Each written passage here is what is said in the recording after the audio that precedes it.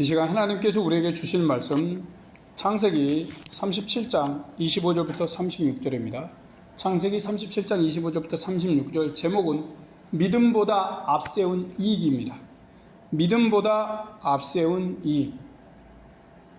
믿음보다 앞세운 이익입니다. 창세기 37장 25절 36절. 2000년대 초에 엘론은 미국의 대형 에너지 회사로 많은 사람의 신뢰를 얻고 있었습니다.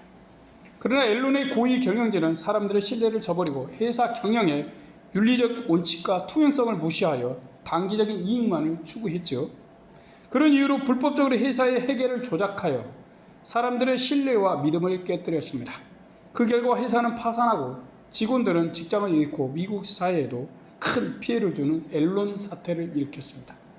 본문에 나오는 요셉의 형들은 믿음의 사람 야곱, 곧 이스라엘의 자식들입니다. 그들은 하나님을 알고 있었고 예배도 드리는 이들이었어요. 그런 요셉의 형제들은 자신들의 이익 앞에서 하나님을 믿는 믿음을 저버렸습니다. 그리고 믿음보다 자신들의 이익을 앞세워 울며 매달리는 동생을 애굽의 노예로 팔아버렸습니다. 그들은 이제 앓는 이가 빠졌다고 생각했지요. 하지만 그 후부터 여러 어려움과 문제에 직면하게 됩니다. 아버지 야곱은 아들을 잃어서 심히 슬퍼하며 이로받길 거절했습니다. 형들도 심한 죄책감을 경험하고 삶의 올무가 되었습니다.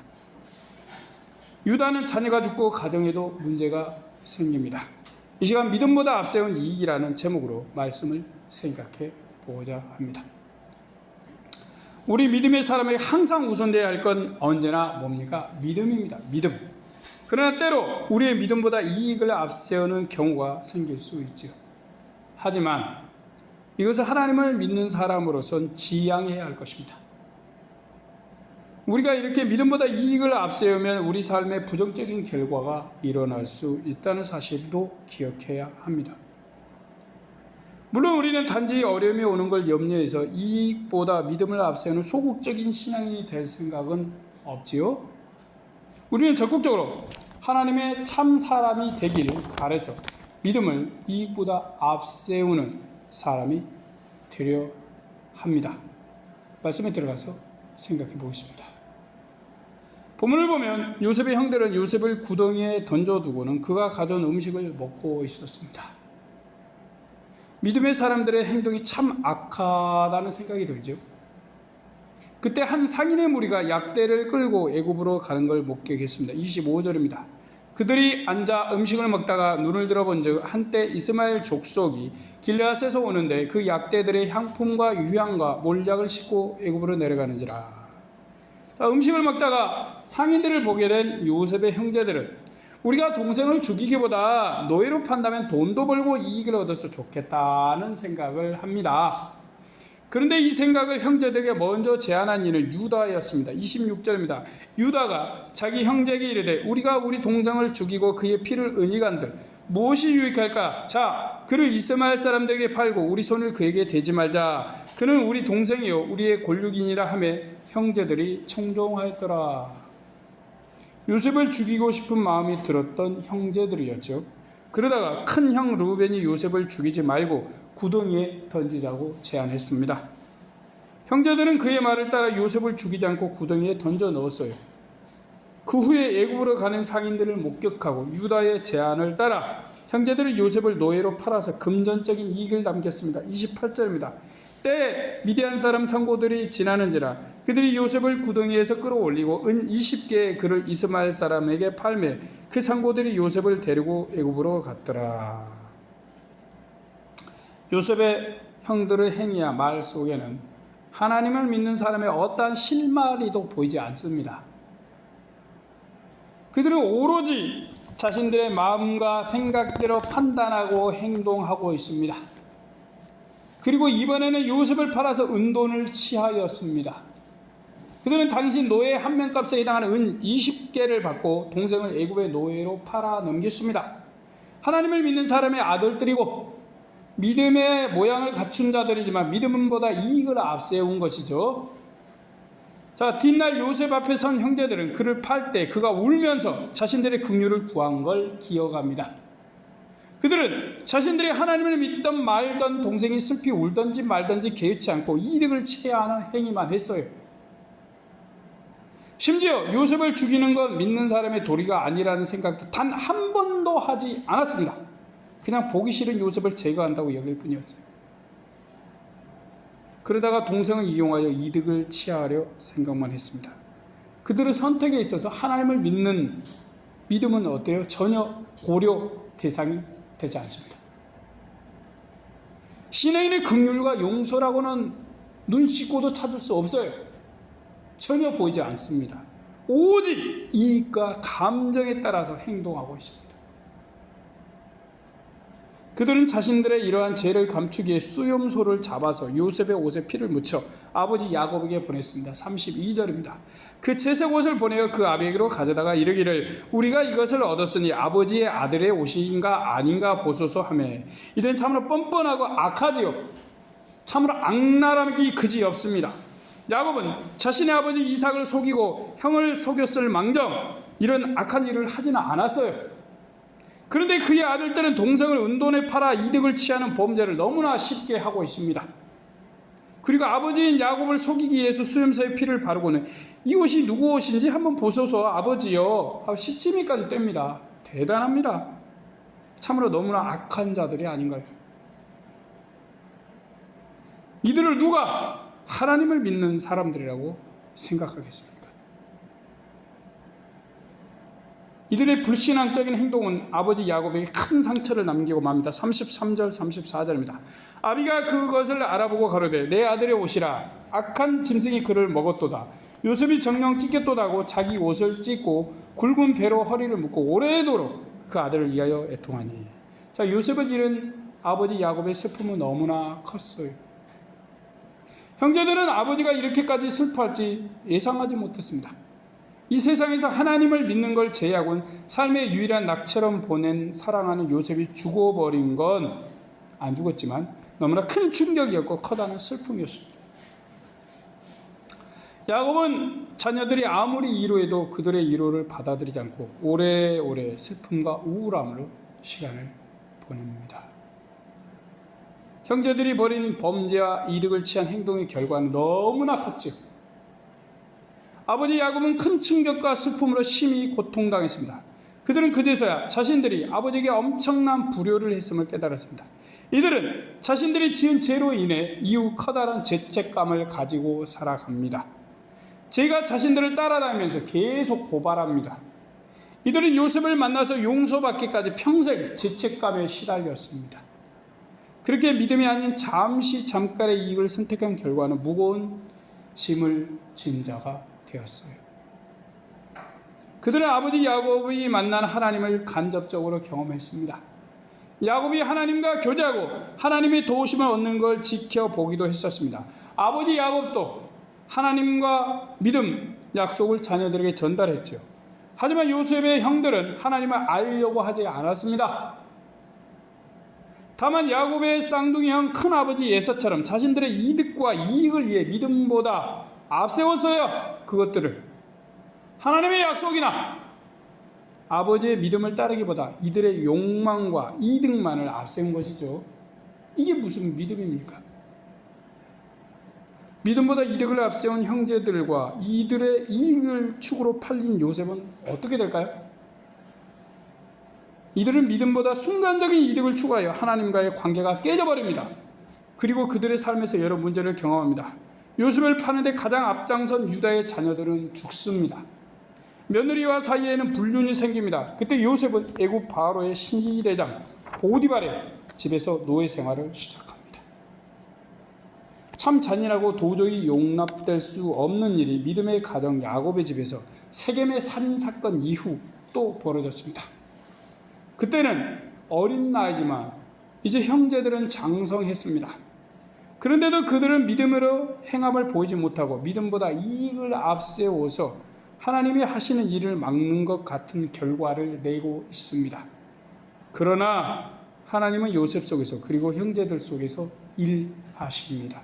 하나님은 언제나 일하십니다. 우리 믿음의 사람에게는 늘 하나님이 주신 큰 그림이 있습니다. 하나님이 주신 요셉의 꿈은 요셉만을 위한 게 아닙니다. 야곱과 이스라엘 모두를 위함이지요. 믿음의 사람들은 눈앞의 이익이 우리를 유혹할 때 하나님과의 관계를 생각하고 하나님의 뜻이 무엇인지 우선 생각을 해야 합니다. 하지만 이득과 욕심은 우리의 시야를 좁힙니다. 우리가 하나님과 그분의 뜻을 보지 못하게 막지요. 그러다 보면 하나님과의 관계에서 멀어집니다. 요셉의 형제들, 특히 유다는 이 땅의 이익만 보다가 하나님을 놓쳤습니다. 그리고 잠시 믿음에서 떨어집니다. 왜 그런가요? 하나님과 참 만남이 없었기 때문이죠. 더욱이 믿음을 선택하지 않고 이득을 우선시했기 때문입니다.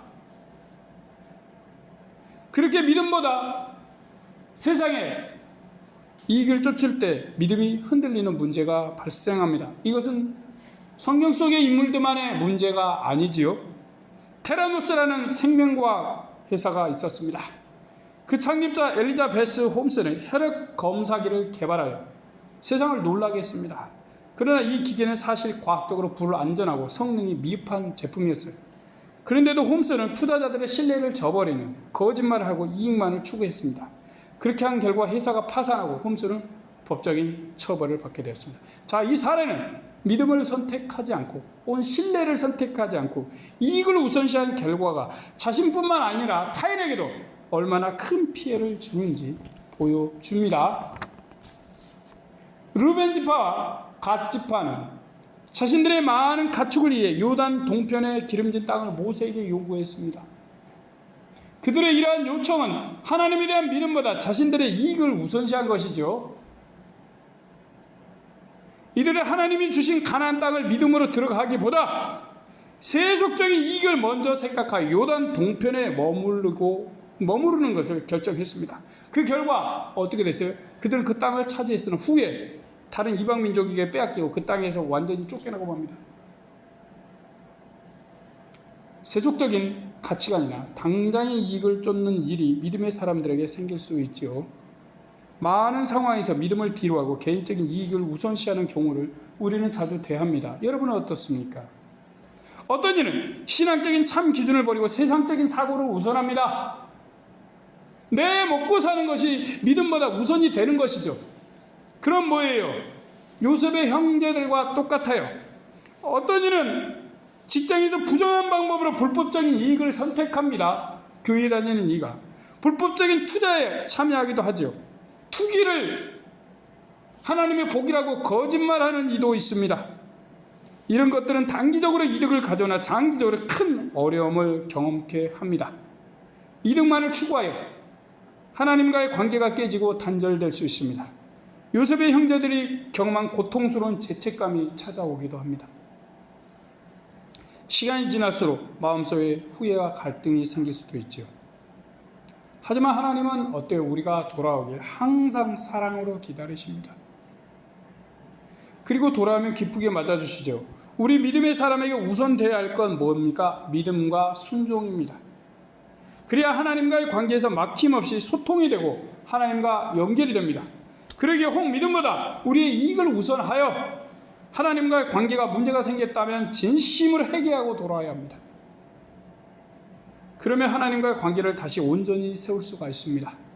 유다와 요셉의 형제들도 요셉을 다시 만난 후에 자신들의 죄를 회개함으로 하나님과의 관계를 회복하고 참 믿음의 사람이 되었습니다. 하나님을 믿는 믿음은 단순히 하나님을 아는 게 아니지요. 제가 무수히 말씀했습니다. 하나님을 신뢰하고 따르는 것입니다. 이것이 믿음입니다. 우리는 믿음을 선택할 때 당장의 이득을 포기하고 하나님의 뜻을 따릅니다. 하나님을 신뢰하여 눈앞에 잠시의 이득을 포기합니다. 그런 이가 다니엘이지요. 그리고 베드로와 바울입니다. 그들은 자신들의 정치적 이익 혹은 생명까지 하나님을 믿는 믿음을 위해 포기하는 우리가 쉽게 상상 못할 믿음의 결정을 내렸습니다. 하나님은 그들의 믿음을 지지해 주십니다. 그들의 선택이 옳음을 하나님의 역사하심으로 보여주셨습니다. 그들은 이득을 선택하지 않고 믿음을 선택함으로 하나님께 더 좋은 참 이익을 얻었습니다. 하나님은 하나님과 믿음을 세상의 이익보다 먼저 앞세우는 믿음의 자녀들을 기뻐하십니다. 그들의 용기와 믿음을 기억하십니다. 하나님은 우리가 이런 믿음의 선택을 할 때 우리에게 우리가 포기한 것들보다 더 좋은 것들로 주십니다. 바벨론 포로 시절의 다니엘은 왕의 진미를 먹는 이익을 포기하고 믿음을 지키겠다라고 결단을 내렸습니다. 그 결과 그는 누구도 따를 수 없는 불사의 신앙의 사람이 됩니다. 하나님은 그를 보호하시고 영광을 받으시죠. 우리 눈앞에 벌어지는 이득을 추구하는 게 우리에게 어떤 결과가 올지 우리는 당장은 알 수 없습니다. 또한 이득을 포기하고 믿음을 앞세우는 게 현재 하나님과의 관계에서 무엇을 의미하는지 눈에 보이지도 않습니다. 그러나 우리가 행하는 선택은 모두 다 하나님의 섭리 안에 들어있습니다. 세상이 흔들리고 사람들이 변해도 우리 하나님은 변함이 없으십니다. 그분의 약속과 약속에 대한 이행은 하나도 흔들리지 않고 이루어집니다. 우리는 성경 66권과 믿음의 사람들이 이것을 보여주고 있음을 기억해야 합니다. 우리는 요셉의 형들, 특히 유다에게서 이것을 볼 수도 있습니다. 유다의 가정은 이후 큰 파도에 휩쓸려서 떠다닙니다. 그리고 후에 믿음을 다시 먼저 선택한 유다는 믿음의 지도자가 됩니다. 그가 회개한 후의 말입니다. 자, 이런 것들을 생각하면서 당장의 이득이 우리 마음을 흔들고 유혹해도 믿음을 우선 생각하십시오. 내가 믿노라, 하나님을 믿노라 말로만 하지 마십시오. 행함으로 보이십시오. 내가 믿음보다 이익을 우선하고 있다, 그런 생각으로 항상 하고 있다, 그러면 그 사람은 아직 믿음이 덜 된 사람입니다. 내 이득보다 믿음을 앞세우고 있다면 그 사람은 회개한 유다와 같지요. 믿음보다 이득을 우선해서 부정적인 결과가 옴을 피하려는 것도 좋습니다. 수동적이죠. 하지만 이런 소극적 믿음을 가지는 것보다 하나님을 신뢰하여 적극적인 믿음으로 나가는 용기 있는 믿음의 사람이 되십시오. 결국 하나님께서 우리에게 가장 좋은 것들, 상상할 수 없는 놀라운 것들로 갚아 주실 것입니다. 이익이 우리의 믿음을 앞서게 해서는 안 됩니다. 이익이 우리의 욕심을, 욕망을 같이 함께하여서 믿음을 뛰어넘어서는 안 됩니다. 우리의 믿음이 눈앞의 이익을 이기고 승리케 하십시오. 이익을 포기하고 빈손으로 하나님을 믿고 걸을 때 당장 우리에게 이득이 없어 보입니다. 그것 때문에 믿음을 포기하고 이득을 선택한 사람들, 나중에 엄청난 후회와 죄책감을 경험합니다. 힘들어집니다. 하지만 그때 이득 대신 믿음을 선택한다면 우리 하나님은 우리의 체험을 위해 일하십니다. 우리를 채워주기 위해 우리가 빈손으로 만든 믿음을 보시고 우리의 체험을 위해 일하십니다. 그러기에 우리는 잠깐의 이익을 위해 믿음을 파는 가룟 유다가 되지 마십시오. 이득보다 우리 믿음을 앞세우는 예수님 앞에 삭개오가 되십시오.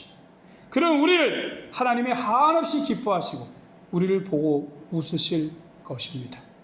믿음으로 하나님을 기쁘시게 하는 우리 모두에게 하나님의 참 복이 있길 축원드립니다. 아멘. 기도하겠습니다. 전능하신 하나님, 우리는 사람입니다. 눈을 가진 사람입니다. 가슴속에 욕심이 있는 사람입니다. 눈앞에 돈이 우리의 보이지 않는 믿음, 그리고 하나님 나라보다 쉽게 앞서는 사람입니다. 주님, 우리를 불쌍히 여기시고 긍휼히 여겨 주시옵소서. 내 용돈을 아끼고 내 통장에 저축하고 내 월급과 내 연봉을 위해 우리는 때때로 믿음보다 이득을 앞세우고 그걸 먼저 생각합니다. 부인할 수 없는 사실입니다. 하지만 하나님, 우리가 그런 이득과 욕심을 믿음보다 앞세우는 가룟 유다 같은 사람이 되지 않게 도와주십시오. 요셉을 팔아먹는 유다 같은 사람이 되지 않게 하여 주십시오. 회개한 유다처럼, 회개한 베드로처럼 믿음을 이익보다 앞세우며 하나님을 나보다 앞세우고 내 돈보다 하나님의 나라를 앞세우는 믿음의 사람들 되게 도와주시옵소서. 우리는 날마다 돈을 많이 생각합니다. 회사에서 어떻게 하면 2로 올라갈까 생각합니다. 어떻게 하면 남들보다 앞설까 생각합니다. 하지만 그런 것들 멈추게 하시옵시고 우리의 믿음을 먼저 생각하고 우리의 믿음을 앞세우게 도와주시옵시고 그때 우리는 빈손 든 아브라함입니다. 하나님은 그 빈손인 아브라함을 찾아오셔서 내가 너에게 이러한 것들을 주겠다 라고 말씀하셨습니다. 하나님은 우리가 믿음으로 빈손이 될 때, 우리가 믿음으로 빌 때 채워주시는 분이십니다. 하나님, 우리가 이것을 알게 하여 주시옵시고 우리의 욕심을 버리고 포기하게 하시옵시고 우리의 이득을 믿음보다 앞세우지 않고 믿음의 귀한 자녀들 되게 도와주시옵소서. 예수님의 이름으로 기도드립니다. 아멘.